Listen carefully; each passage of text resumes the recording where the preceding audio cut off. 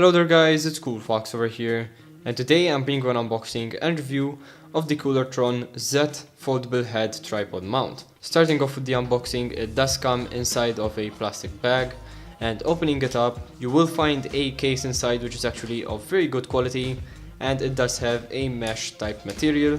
Opening it up, inside you will find the tripod head, and basically that is all that the package includes. There are no instructions inside of the bag or anything else, but that is not really needed since all this is a tripod head and it is very self-explanatory. So you might have seen very similar ones to this going around on Instagram. Basically there are a lot of ads now sponsoring this item, and it is actually a pretty good and neat item to have, since as you can see you have a very wide range of motion.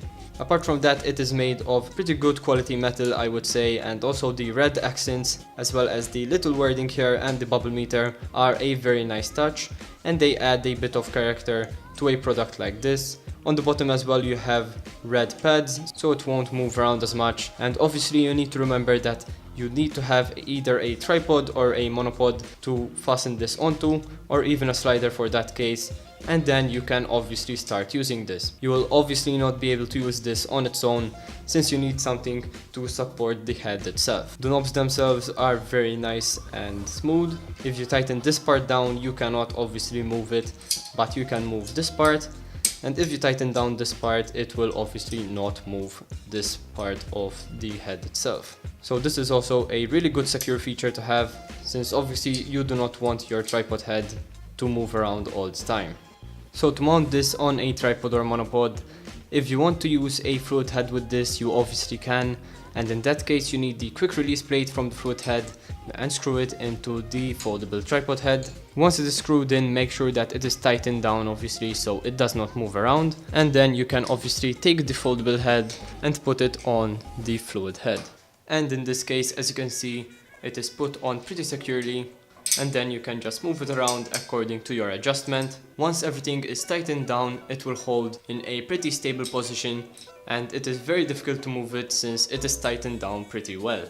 Now for this demonstration I will put on a phone holder and my own phone, since I cannot use another DSLR since I am obviously using it to record this video. So once again, as I said before, it is very stable, and as you can see it is very difficult to move it around. Now let's say for example you want to get a perpendicular shot on your product or something else that you are filming.